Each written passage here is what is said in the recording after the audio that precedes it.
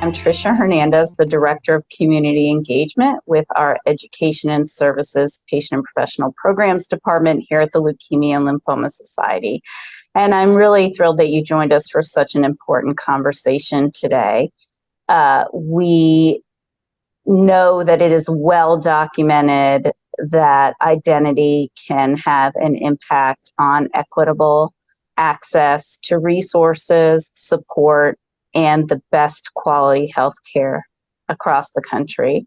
So it's very important that we have conversations like this, that we look at how identity can impact access to care, and through shared lived experiences, like you'll hear from our panelists today, what we can do to move the needle on improving equitable access to care. At the Leukemia and Lymphoma Society, we have not only a focus on outreach and education programs to improve equitable access in all different communities, we also focus some research efforts on this to get a better understanding and to improve what we can do as an organization and support others in doing to increase equity in healthcare. And I think what is even more what will make this conversation richer today is that we are not only going to be talking about how identity impacts care and access to care and support, we are also going to be talking about how cancer can impact identity. So really, it's a multi-directional conversation we're going to have here today. So thanks again for joining us. You're going to hear more about some of the programs we have from LS, and you're going to hear from survivors as well today. So I'm going to have each of our panelists do a brief introduction and tell you a little about themselves. So we'll start with KM. I'm KM. I'm currently living in Raleigh, North Carolina, but I was diagnosed out in Las Vegas. I am a non-binary, asexual cancer survivor of Hodgkin lymphoma, and I'm happy to be here today and share my experiences with all of y'all. Thanks, KM. We'll move to Charoh for a brief introduction. Sure. Hello, everyone. Of course, I'm Charoh. I am the National Hispanic Outreach Manager for the LLS. It's a pleasure to be here with you this morning. It's such an important topic, and it's definitely a passion of mine. I am a Mexican immigrant, the mother of two adolescents, first Mexican-American generation. So this topic, of course, has relevance. And part of my role with the LLS is definitely to help establish relationships that are going to contribute to enhance and improve access to cancer care for minorities and, of course, immigrants and underserved populations. Thanks, Charoh. And we'll move to Bryon. Good morning or afternoon, everyone, depending on where you are. My name is Bryon Daily, and I am one of two National Community Outreach Managers for an initiative that LLS has called Myeloma Link. I am also a myeloma survivor, diagnosed in 2018. Had an opportunity to observe other journeys while I was going through treatment that I think is relevant for this chat. Myeloma Link is an initiative that takes place in 16 cities throughout the country, respectively to help address the disparity in myeloma as being the type of cancer that impacts African Americans or Blacks at a 2-to-1 rate as far as diagnosis. So we're happy to be here, and hopefully we can add some insight to the issue of identity as it relates to healthcare. Thanks so much, Bryon. I really appreciate it. Now, as we go through a conversation, and that's really what we're having today, is just a conversation, please do feel free to ask your questions in the chat or Q&A, and we will get them answered as they come in. So feel free to put any questions you have in there. And feel free to share any experiences in the chat as well. So my first discussion topic is really for all of you. From your personal or professional experiences, how can someone's identity impact the care and resources that they receive after a cancer diagnosis? And do you want me to just call out, or feel free to go ahead and jump in? Sure. I guess I can go ahead and start. So I, again, as a Mexican immigrant, I had a firsthand experience in feeling how the lack of cultural competence played a major role in terms of accessing healthcare. Luckily for me, I didn't have any reasons to go see a doctor when I first migrated at the age of 16. But of course, already facing some of those typical social determinants of health, like language barriers, transportation, socioeconomic status, on top of facing how providers were perceiving me as a Latina.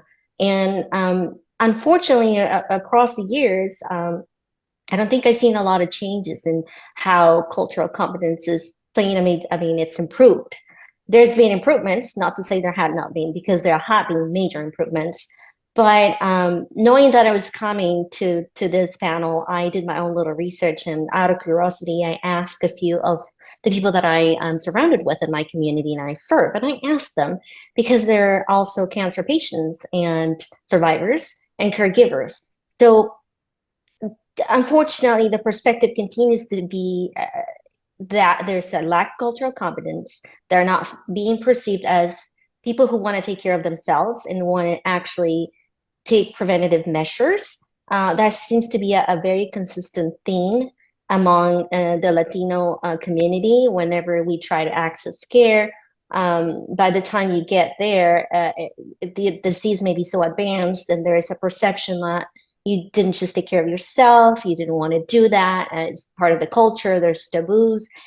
In reality, just like everybody else, we do want to take care of ourselves. We do want to get access, but there's a lot of different obstacles. And again, is that part of how I feel or perceive that we are being identified as someone who, or a population that doesn't take care much of themselves. But then we also have to remember a majority of the immigrant population is working in the most difficult and risk jobs, right?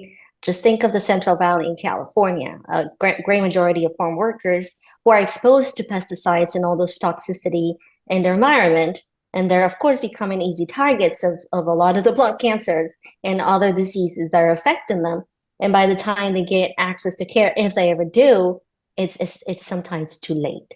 And again, it contributes to that idea that, oh, maybe the person didn't take care of themselves. They didn't do a physical when they should have. Well, maybe they never had access to even that.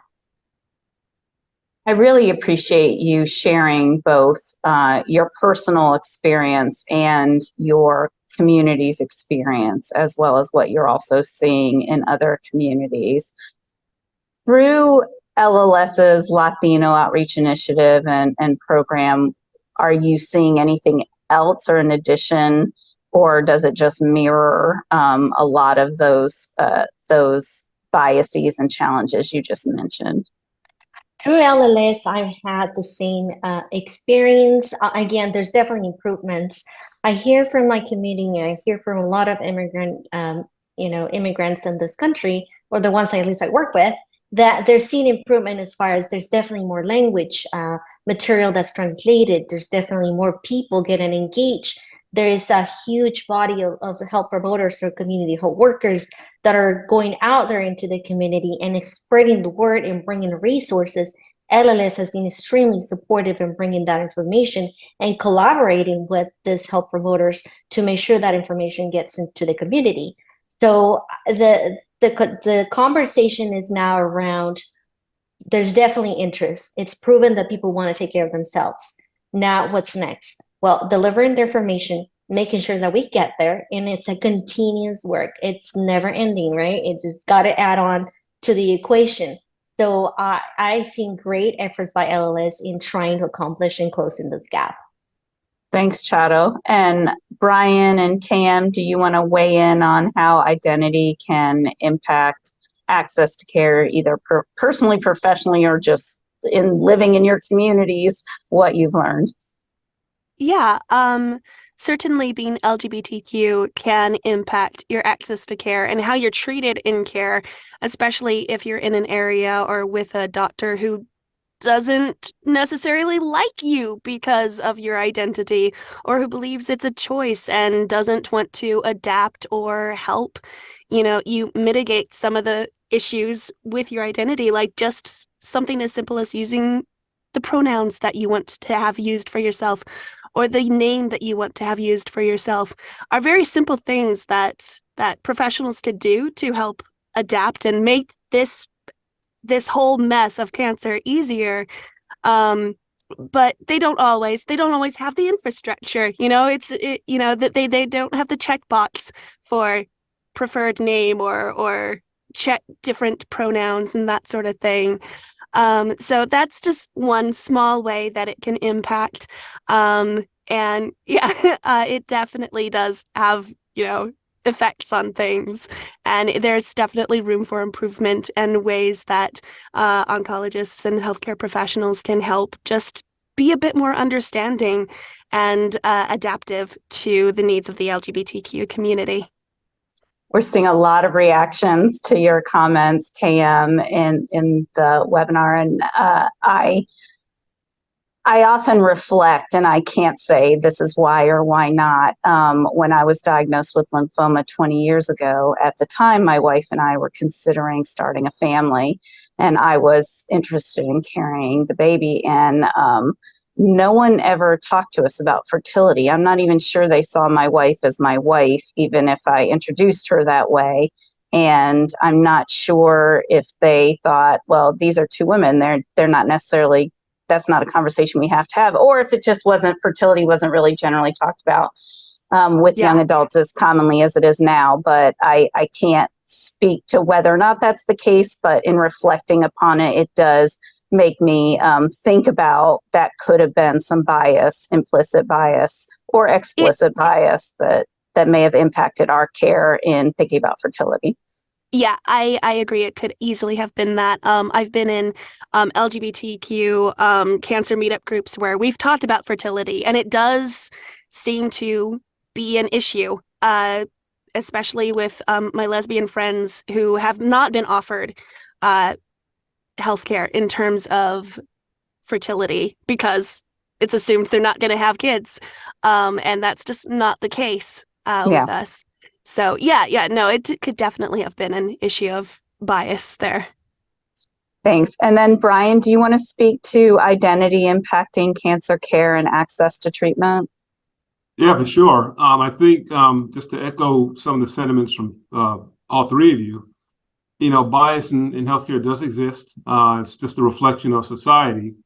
So, there's no getting around that. It's just there are many elements related to how you respond as a patient, as well as, from a medical professional perspective, how you interact with your patients.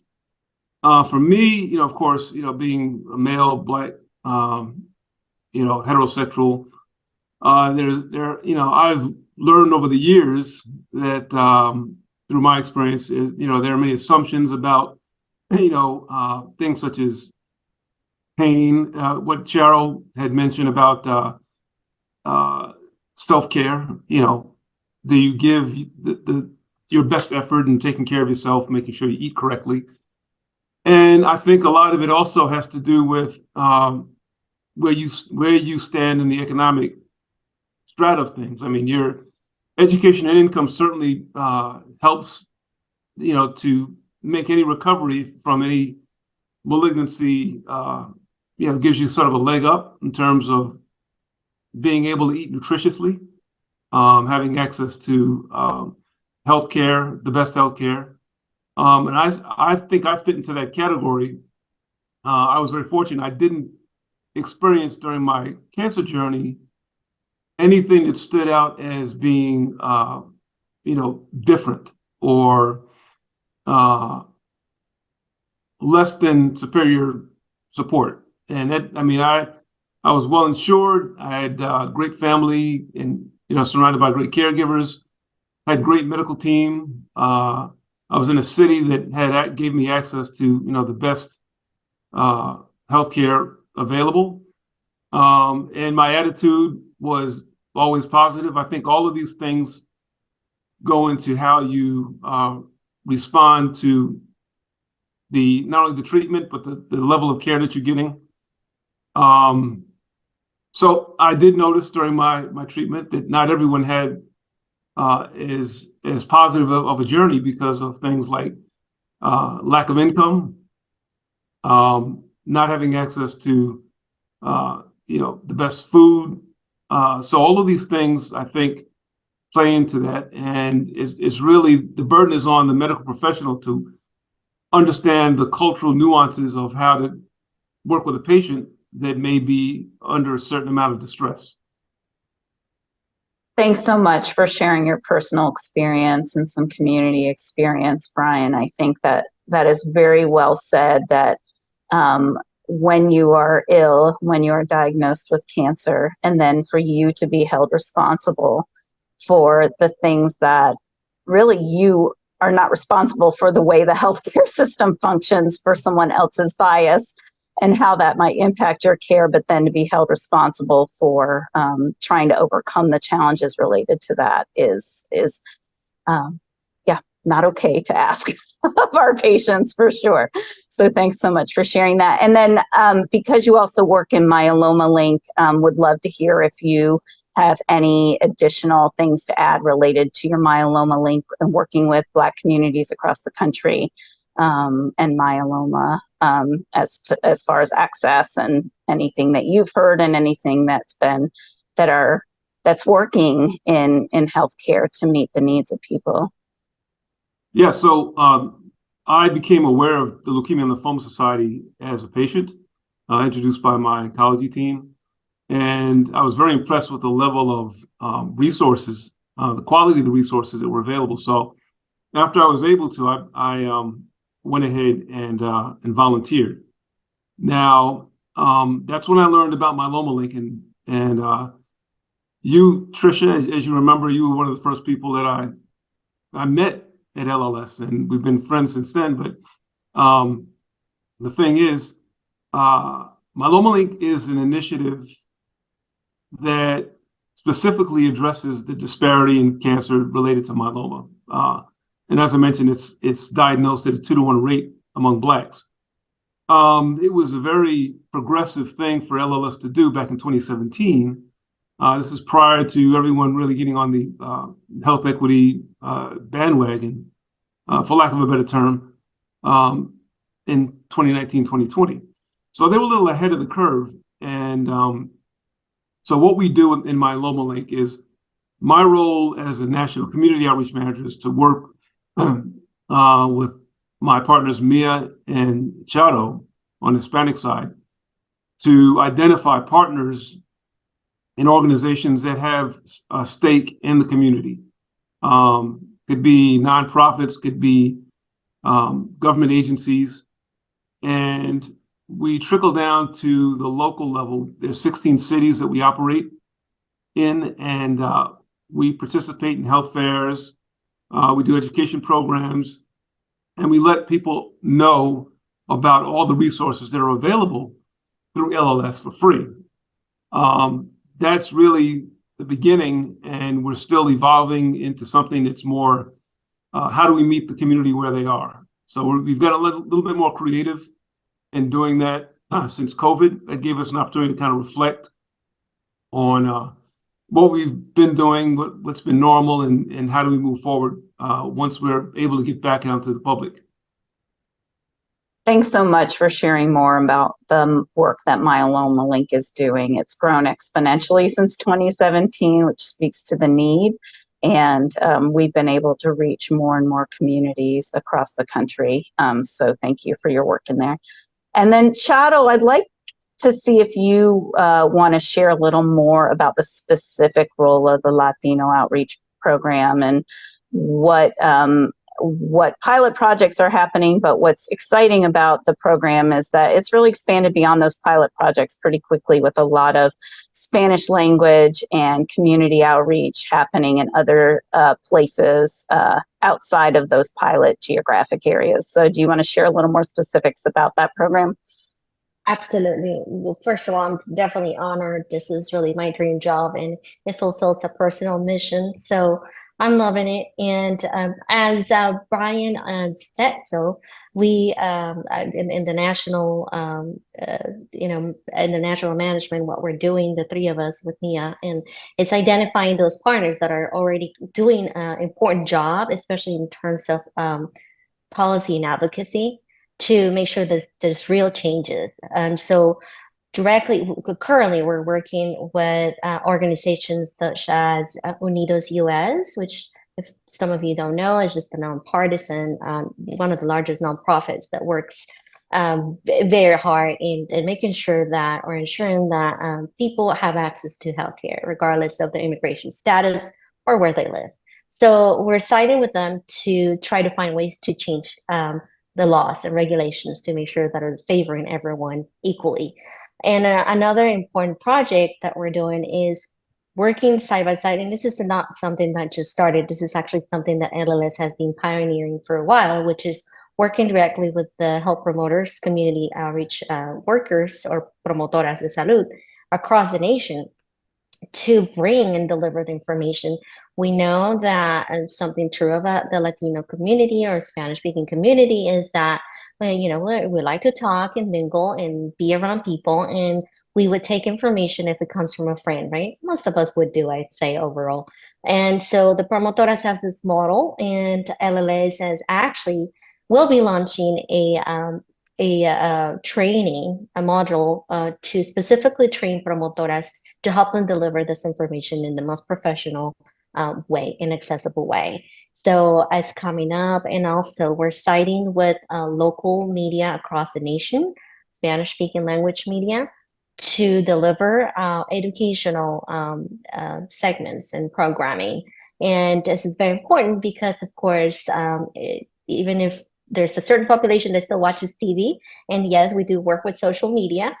So again, if there was a belief that a lot of Hispanics are not media or IT oriented, that's not the reality. A lot of them are also, we're all on social media, so we're using it to our advantage, and bringing that education is crucial. So we're part of those initiatives, and I'm fairly new to LLS, and this is just a few of the items that I've seen, being developed in my short months, and there's definitely more. So I'm very surprised.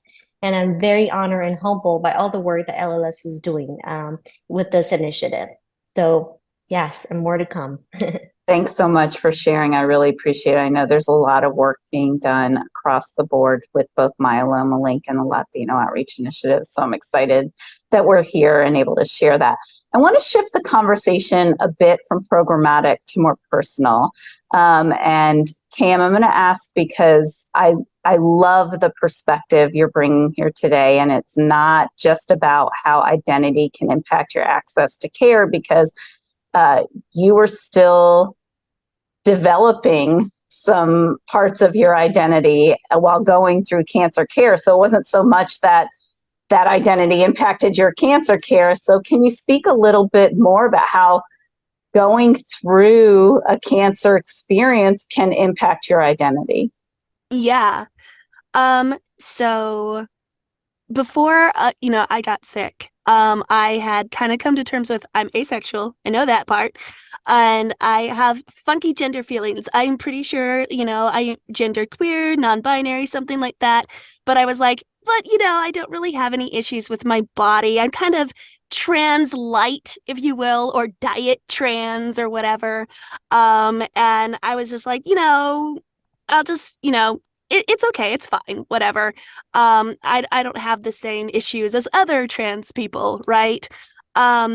And then I got diagnosed, and I was offered fertility treatments, like right away. And I went to that fertility clinic, and they I walked in at the perfect day of my cycle. I could have gone and had an egg retrieval done in like 2 weeks, and the stars aligned for me to do this thing. And I went home and I cried. I just broke down because I was just like, I don't want to do this. I don't want anyone doing anything down south down there. I don't like that part of my body. I don't like, you know, thinking about having those bits and pieces and parts of me.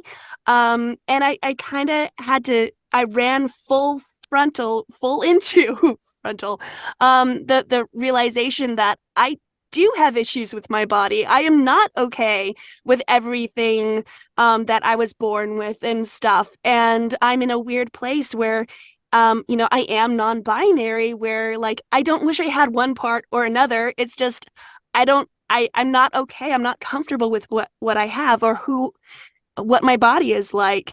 And I had to confront that real fast and become at peace with whatever decision I was going to make.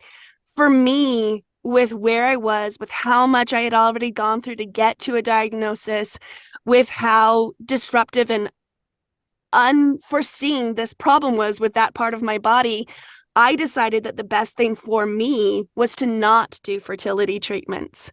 And I also had to become okay with the fact that I wasn't going to do that, even though that was kind of what was expected of me. You know, I talked to my mom about it, and she didn't know this was going on with me. I had barely begun to be able to articulate that this was going on with me. And she thought I would, you know, because, you know, kids are something that you're kind of expected to do. And she's my mom. She wants grandkids. And she, even though she didn't really understand everything that was going on with me, she helped me honor, you know, who I am, what my needs are in that moment, and make the right decision for myself then. And so, yeah, that forced me into a confrontation with this body and really understanding, no, non-binary is not diet trans. It really is a thing. And then when I got into treatment and they shut my ovaries down, I was on Lupron. I thought, you know, I was going to have issues with being in medically induced menopause, that I was going to hate my body and stuff. And for the first time in my life, I felt at peace with myself, not having to deal with hormones and everything, and just being, you know, in this weird, like, menopausal state. I felt so much more at home in my body, weirdly, during cancer treatment, as opposed to when everything got kicked up and going again afterwards. So it's really impacted my understanding of myself and who I am and my identity as a queer person. It was oddly very affirming. I actually am queer, and I'm not pretend. I'm not, you know, I'm not checking off a diversity point for being non-binary or having funky feelings about gender.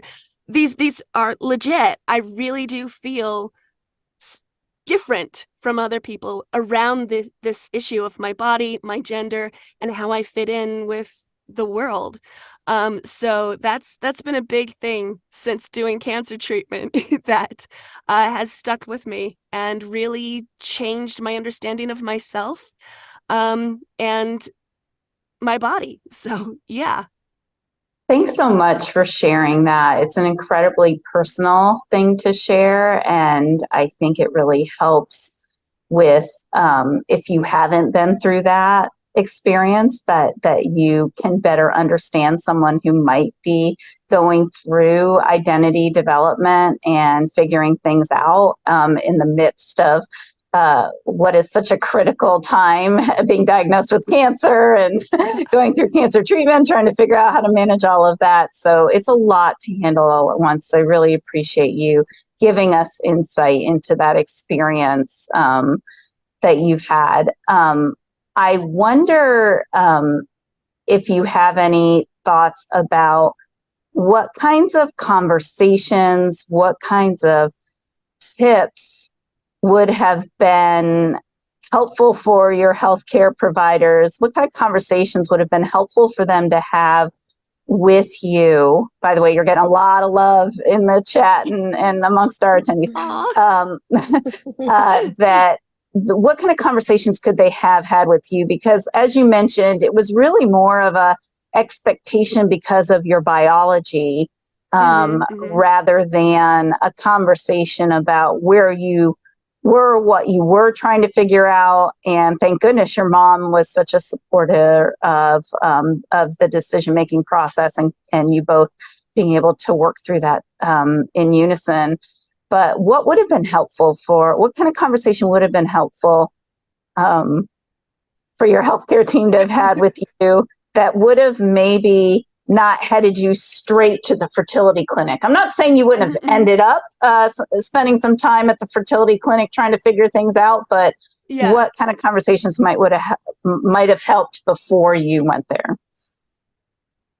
Maybe just, when they do the intake and you have been diagnosed with cancer. Here's this giant binder of everything that you need to know. Maybe just a little bit more of a conversation, not just about what to expect from cancer, but also what can the healthcare provider expect from you? Who are you? What is important to you? Where do you come from? And that sort of thing. That might have helped. Keep in mind, I didn't know I was going to have these issues when I was diagnosed. So I'm trying to think of things that would have maybe caught that or made that come up. But I certainly think, especially with the other conversations we've been having here, having a better understanding of where your patients come from can lead to a better patient outcome in general. So it's going to catch, the Latino community, the Black community, the LGBT community to have a better understanding of who your patient is. Something a little bit more close or tailored to LGBT stuff. It would have been helpful to have a little bit more mental health references in that little binder or something, especially mental health resources that would have been accessible to people who are not necessarily out. At the time, I was out in Las Vegas, but not out with my family. So having stealth queer resources would have been helpful, and having someone to talk to about this who understands what's going on, like an online resource, someone to call, a hotline, something along those lines would have helped. And there are an incredible wealth of resources out there that are never mentioned. And I think a lot of it is because the conversation doesn't happen of, help me understand who you are as a whole person, even though you still were working out what that meant for you. The National LGBT Cancer Network exists to help you find providers who are more well-versed at having those kinds of conversations with patients. So I think there are just a wealth of resources out there that aren't provided. Someone did enjoy your reference to stealth resources, KM. And Bryon, as a survivor as well, are there conversations that your healthcare team could have had? I know you mentioned, hey, I had sort of a best case scenario as far as insurance coverage and access to care and all of those things, but are there conversations that your healthcare team could have had with you that would have helped them better understand your identity, you as a whole person in your cancer experience? I think if I could think of anything in particular, it would be my oncologist introducing me to the possibility of a clinical trial. Now, in the Black community, clinical trials may have a different context in terms of the historical, history of how the medical industry has used Blacks as guinea pigs in the past. You look back at the Henrietta Lacks story, where her cells were harvested and used to create, new treatments, new innovative treatments, and same thing with the Tuskegee experiment. With regards to experimenting on Black men to try and identify a cure for syphilis. So these things, they stick, and they have generational. There's generational memory attached to these experiences, and it's not hard to break. You can't expect that 1 or 2 generations are going to forgive all that's taken place over a couple 100 years of abuse. And so when it was proposed to me, and I'm an educated person, I didn't really want to pursue a clinical trial, as a first line of defense. I asked my doctor, give me whatever the standard treatment is so we can kind of ease into this, trying to treat it. Now, myeloma is not a curable cancer. It's treatable, but it's not curable as of yet. So knowing that, I asked for just what is the best treatment, the most standard treatment that gets the best results. And so he was comfortable with that, based on his assessment, him and his team. And it just happened to work out for me. I know that others that I've met were extremely reluctant, whether it was the best thing for them or not. They wanted nothing to do with a clinical trial, right? And my father-in-law is one of those people who, very understandably, he's 90 years old and his memory is long. And they asked him if he wanted a clinical trial for his condition, and it was just a resounding no, no questions asked, not even a conversation about it. And we know that there are people who benefit greatly from clinical trials. We know of a gentleman we know well at LLS, Mel Mann, who is a 26-year survivor of CML as a result of a clinical trial that he took when he was a young man in the military. He happened to be the first person to use that drug, and he's literally a poster child for the benefits of clinical trials. So that's really, that answers your question. That's kind of where I think that the conversation could have been a little bit more in depth, but it worked out well for me. And I'm so glad it did. But I agree with you. I think that I know that we have heard from podcast guests and other folks connected with LLS who are Black or in a community or have an identity that is not white, upper middle class, high SES or middle SES, easy access to care, that we have heard from folks who say, I was not offered this, and I feel like it was definitely an implicit bias experience that, oh, you don't want that. So I think that saying out loud that's something that would have been at least a beneficial conversation to have, even if it wasn't the path you take. I think that's really important across the board when it comes to treatment options, is that it should be a collaborative experience in building your treatment plan with your healthcare team, that you should have full voice in that process, and that the clinical trials conversation can happen right from the beginning, even if it's not the path you take right then. I think what's great at LLS is having the Clinical Trials Support Center and the nurse navigators at the Clinical Trials Support Center who can have that conversation with patients at whatever point in their cancer experience they have. Just explore it, even if it's not the path they take at that time.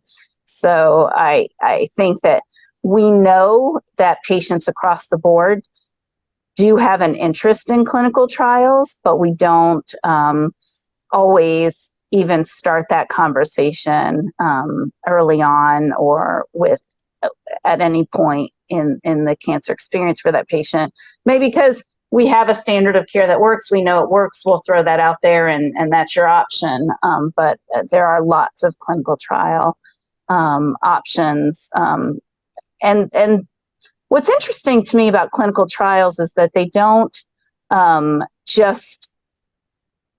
they're not just about your specific diagnosis and your specific treatment. There are clinical trials related to mediating side effects, to quality of life experiences. So there's a lot of non-direct disease management clinical trials that people can get involved with and help us understanding more about the cancer experience and what brings people the best quality of life. So thanks for bringing that up, Bryon. I think it's an important point. Okay, so I want to have spent a few minutes on one final question before we jump into some questions we've received from our participants. The final question is, are there any suggestions, tips, recommendations you have for someone who is experiencing challenges in access to care and resources because of their identity, that there's some sort of bias that's impacting that? What do you suggest to them? Because I think Bryon made an important point earlier that the burden shouldn't fall on the patient and their caregivers to resolve this issue in overcoming these challenges. So I don't know if there's some self-advocacy points that you suggest for patients, or also, KM, if you have any suggestions on how patients might self-advocate around identity development during the cancer experience. So I'll just throw that out there, and whoever wants to pipe in. Sure. Well, thinking of the Spanish-speaking community specifically, something that comes to mind is if you don't know where to start, the first thing you could do is probably not going directly into a healthcare industry or just go to a clinic. It can be very complicated. They may not have the personnel, and if they do, there's no guarantee that they're going to listen to you at the moment. But you could start with places that you know, right? Go to the nearest church, go to a chamber of commerce, go to a school. So start in those places where there's communities that you identify with already, and really asking the questions helps. It's not the easy, straightforward answer, but when there's nothing else, there are no resources, and you don't know how the system works, the only way you can explore it is by really asking the questions to your neighbors and go to the places that are comfortable. So, and also now, well, we have a lot more information online, and we'll share some links, but there are places like the National Cancer Institute that now have bilingual information and even 800 numbers like the LLS. We do have personnel that can answer in Spanish and start guiding people on where to start taking action, how to start taking care of themselves. So also organizations such as Unidos US and Salud America, which is based out of San Antonio, and they do a lot of research. But really the basic first step would be, I'd say, start within your community and go to that nearest church or as the first person you can really think of before even reaching to a clinic. Hopefully the clinic is right around the corner and you'll find the personnel, not to say you shouldn't, but that's a start. Thanks for sharing that, Charoh. Bryon or KM? I think part of advocacy, part of advocating for yourself is having the support behind you to do it, because it can be scary. And so my first suggestion would be to find other cancer patients like yourself. So like in the chat, Amy shared for LGBT Cancer Network, go to cancernetwork.org. There's also an LGBT cancer patient organization called Escape. It's made for it's geared towards people who are under 40, but I don't think they turn anyone away. It's escapeyac.org. I'd advise going there, connecting with people, making friends, and getting advice from others. On a practical level, if you're and another thing is, what are you comfortable with in terms of talking to your doctor about things? I've gotten a bit more bold in my life.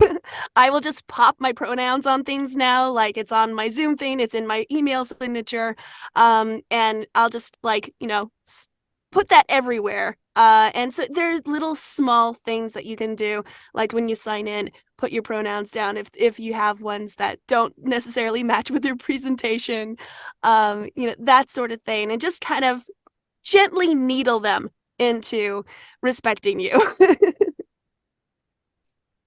I like it. It's about building a relationship, right? Mm-hmm. I agree. I just wanted to say that I think that health conversations need to be more open. Some communities, and I'll say men in particular, we have this sort of machismo, I call it the machismo effect, where we're raised not to express ourselves, and sometimes that's to our disadvantage, because if we feel bad, people need to know about it. We need to go to the doctor when we, not before it becomes critical, but that points to early diagnosis if you have a chronic disease.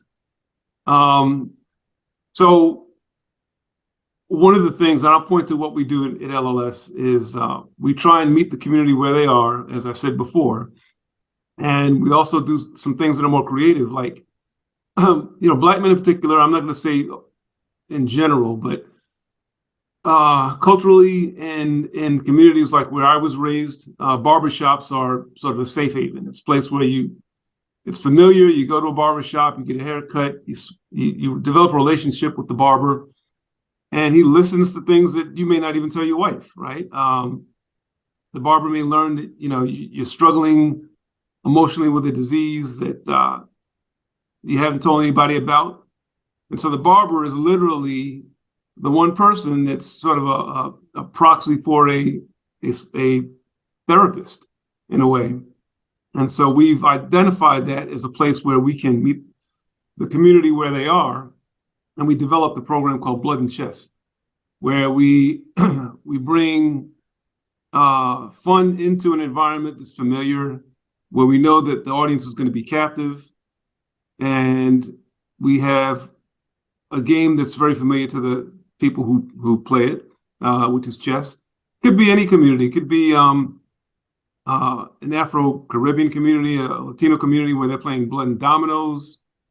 But the point is, you're educating people on healthcare while they've got a few minutes to spare and not doing anything, and they may have fun. So these are things that I think it really requires a lot of us advocates to think outside the box. If we want to really move the needle, it starts at the grassroots level.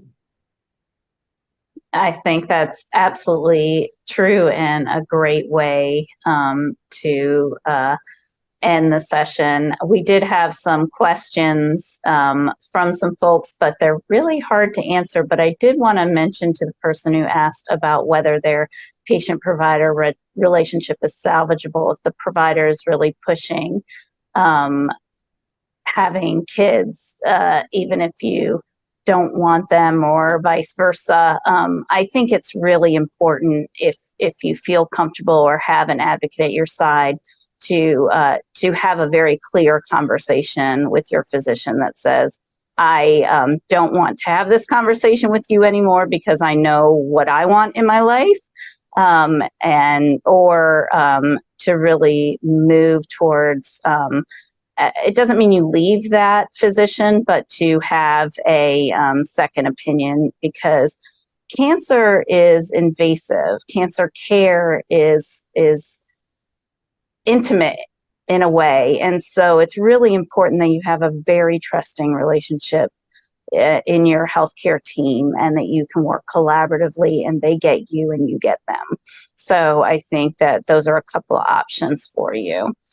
And we did the LGBTQ resources in the chat, so grab those. And as far as grumpy versus biased providers, I think if you are not comfortable, it's time to either have a direct conversation with that provider to help you feel more comfortable, or to get a second opinion with a provider that could potentially make you more comfortable. All right, thanks everybody. I really appreciate our panelists, KM, Bryon, and Charoh, for sharing their insights and expertise today. Thanks to Grit Health for this opportunity at the Global Virtual Cancer Conference this year. And we'll sign off now. Thanks.